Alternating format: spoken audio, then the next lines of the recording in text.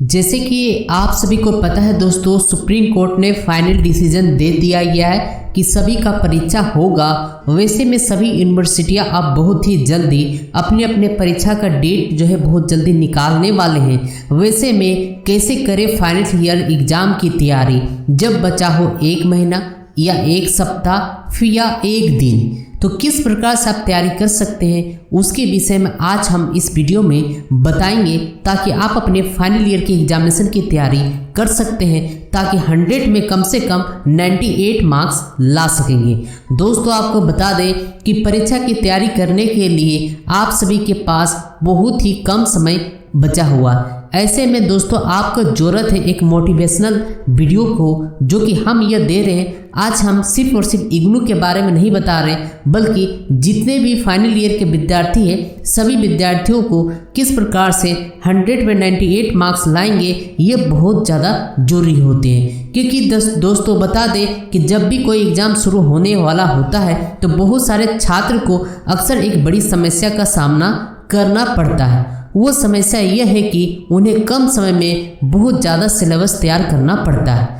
ये समस्या उन छात्रों के लिए बहुत बड़ी होती है जिन्होंने पूरा साल कुछ भी नहीं पढ़ा होता है।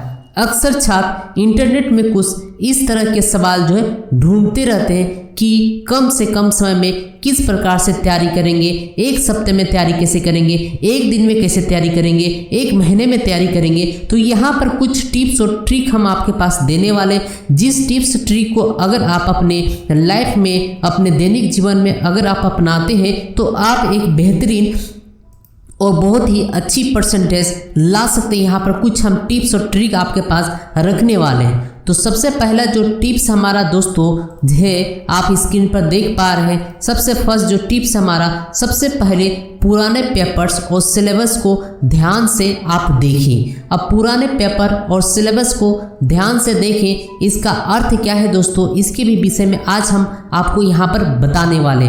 किसी भी एग्ज़ाम की तैयारी शुरू करने से पहले दोस्तों पूरा सिलेबस और पुराने पेपर्स देखकर थोड़ा रिसर्च जरूर करें। पहले जाने कि सिलेबस में कितने चैप्टर और टॉपिक्स दिए गए हैं, फिर पुराने पेपर्स देखकर यह जानने की कोशिश करें कि किस चैप्टर से सवाल जरूर पूछे गए, फिर किस चैप्टर से सबसे ज़्यादा सवाल पूछे गए, फिर किस चैप्टर से सबसे कम सवाल पूछे गए हैं, फिर किस चैप्टर से सरल सवाल आए हैं और किस चैप्टर से सबसे कठिन सवाल आए।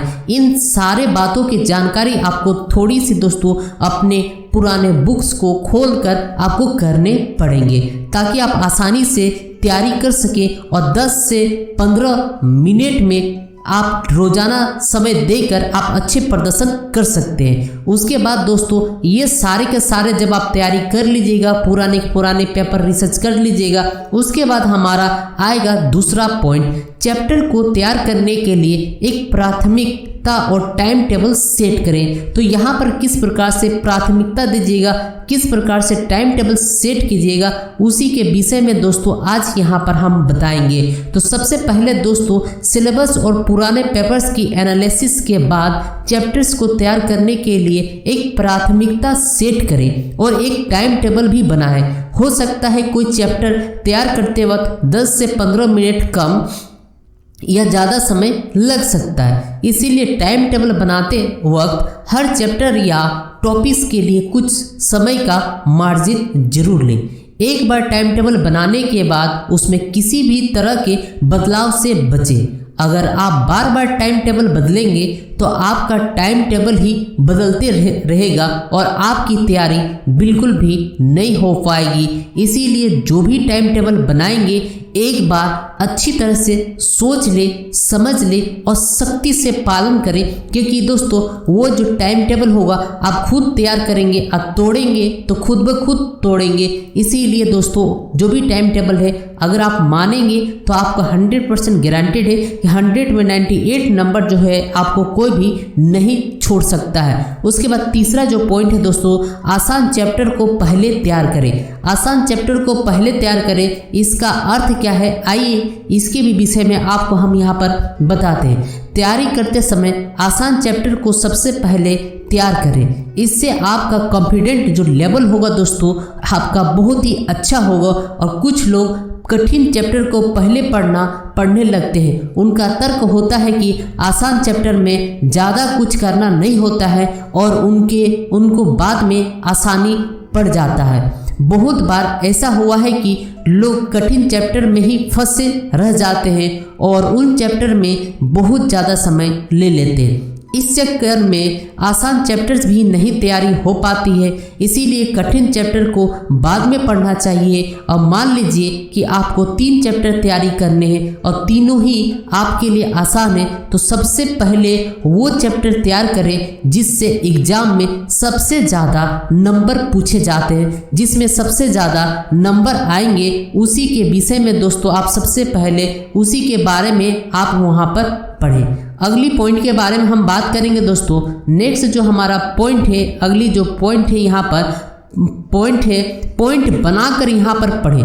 पॉइंट्स बनाकर पढ़ने का अर्थ क्या होता है इसके भी विषय में हम आपको यहाँ पर बता रहे कि पॉइंट बनाकर पढ़ने का मतलब यहाँ पर इस बात का जिक्र करता है दोस्तों कि जब भी आप पढ़ाई करें तो पॉइंट बाय पॉइंट डील करें। पॉइंट बनाकर पढ़ाई करने से आपको रिवीजन करने में बहुत ही आसानी होती है, खास करके उस समय जब एग्ज़ाम शुरू होने से कुछ ही घंटे बचे होते हैं। सब्जेक्टिव प्रश्नों के उत्तर देते समय आपको महत्वपूर्ण पॉइंट्स जरूर से जरूर याद रखिएगा। आप आसानी से बड़ा उत्तर दे सकते हैं। इसीलिए उत्तर को हमेशा पॉइंट बनाकर ही कीजिएगा।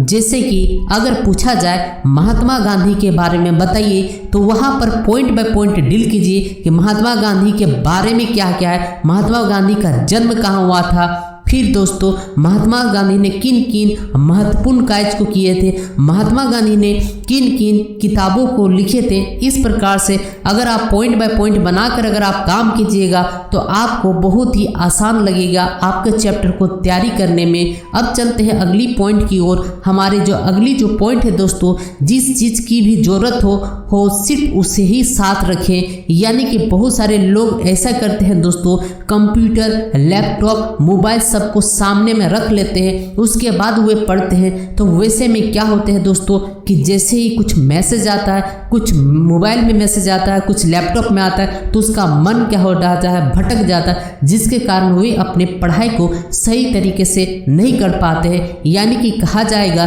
कि जब समय कम हो और सिलेबस ज़्यादा हो तो आपके लिए एक एक मिनट जो होता है दोस्तों बहुत ज़्यादा कीमती होता है। इसीलिए जब भी पढ़ाई करें तो आपके पास सिर्फ और सिर्फ ज़रूरत की चीज़ें हो, जैसे उस सब्जेक्ट से जुड़ी किताबें, डिक्शनरी, पानी के बोतल इत्यादि। उस चीज़ को साथ बिल्कुल भी ना रखें जिससे आप पढ़ाई में ध्यान केंद्रित ना कर पाएँ।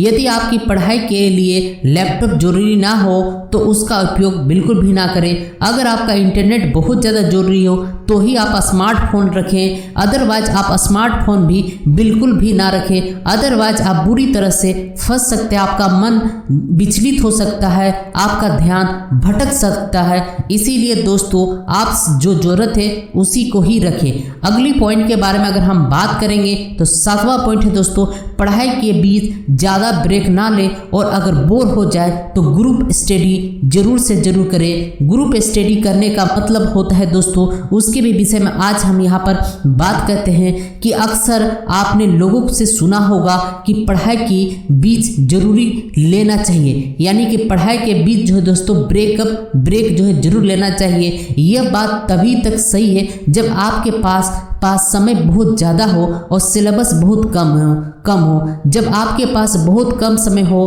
तो आपको पढ़ाई के बीच ब्रेक लेना से बचना चाहिए। अगर आप पढ़ाई के बीच में बार बार ब्रेक लेंगे तो आपकी एकाग्रता जो होती है, आपके जो मन जो है भटकने की संभावना ज़्यादा होती है। इसीलिए दोस्तों ब्रेक बिल्कुल भी ना ले। एक चैप्टर पढ़ते समय बोर हो गए हैं और आपको ब्रेक लेने का मन कर रहा है तो थोड़ी देर के लिए आप ले सकते हैं, अदरवाइज आप दूसरा सब्जेक्ट या कोई और टॉपिक्स में आप पढ़ सकते हैं। आप चाहे तो कंबाइंड या ग्रुप स्टडी भी कर सकते हैं। यहाँ पर ध्यान देने वाली बात यह है कि कंबाइंड या ग्रुप स्टडी शुरू करने से पहले आपके पास पूरा प्लान होना चाहिए, पूरा नियम होना चाहिए कि आप किस समय में कि कौन सा टॉपिक्स किस टाइम पर कौन सा टॉपिक्स आपको पढ़ना है, तब जाके ग्रुप डिस्कशन करना चाहिए। अदरवाइज आप बिना सोचे समझे ग्रुप डिस्कशन करने लगते हैं तो दोस्तों आपको बता दें वैसे में आप सभी सिर्फ दोस्त मिलकर सिर्फ हंसी मजाक करके ही आपका टाइम जो है बीत जाएगा। इसीलिए बिल्कुल भी ऐसा गलती आप ना करें। अगर आपका ज़रूरत है तो ही ग्रुप डिस्कशन में करें, अदरवाइज आप खुद से तैयारी में जुट जाएं। इसके साथ साथ दोस्तों अगली पॉइंट के बारे में अगर हम बात करेंगे तो नेक्स्ट पॉइंट है भरपूर नींद और उचित आहार लेना।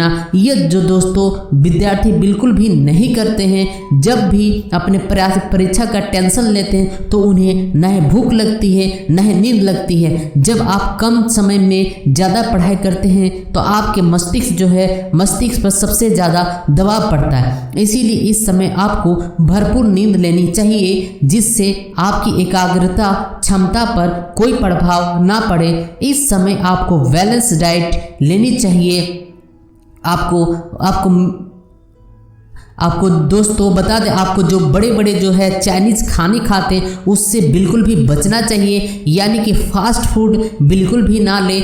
आपके मस्तिष्क के लिए बहुत ही ज़्यादा नुकसान हो सकता है। इसीलिए दोस्तों आप सभी से रिक्वेस्ट करते हैं, अगर आप सच में फाइनल ईयर के परीक्षा को वन टाइम में पास करना चाहते हैं और 100 में 98 नंबर लाना चाहते हैं तो इन सारे प्रक्रिया जो हम पॉइंट बाय पॉइंट बताएं, 5-7 पॉइंट बताएं, वो सारे के सारे प्रक्रिया को अगर आप ध्यान से एकाग्रता करते हैं तो आपको गारंटेड है कि आपको दोस्तों 100 में 98 नंबर्स लाने में कोई भी नहीं रोक सकता है। अगर हम निष्कर्ष के तौर पर अगर कहा जाए अंतिम में तो ये पढ़ाई की कुछ ऐसी टिप्स हैं जिसके द्वारा दोस्तों कम से कम समय में आप एक अच्छा स्कोर कर सकते हैं। स्कोर ही नहीं, आप अपने डिस्ट्रिक्ट पर, अपने स्टेट पर, अपने घर पर, अपने कॉलेज पर टॉपर कर सकते हैं। अगर इन सारे बातों को अगर आप अच्छी अच्छी तरह से अगर आप काम करते हैं, इस पर अप्लाई करते हैं अपने आप को, तो ये सारे पॉइंट आपके लिए जरूर मेहनत रंग लाएगी।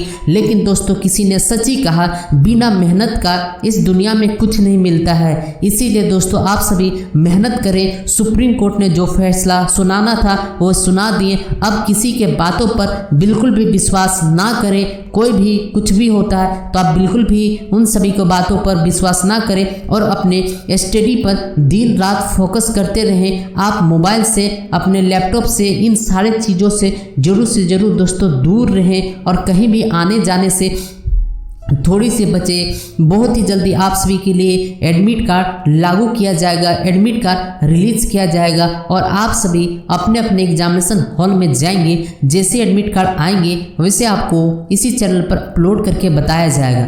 तो चलिए दोस्तों, आपको यह पढ़ाई करने का जो टिप्स और ट्रिक हमारा है कैसा लगा एक बार कमेंट करके लाइक और शेयर सब्सक्राइब करके जरूर बताइएगा। आने वाले दिनों में हम इससे भी अच्छे टिप्स ट्रिक लाएंगे ताकि जो फाइनल ईयर के स्टूडेंट हैं जो काफ़ी ज़्यादा डिप्रेशन में पहुंच चुके उन्हें एक अच्छा माहौल मिल पाएगा और अपनी तैयारी को अच्छे तरीके से कर सकते हैं। तो चलिए दोस्तों, मिलते हैं नई वीडियो के साथ, नई जानकारी के साथ। वीडियो देखने के लिए बहुत बहुत धन्यवाद।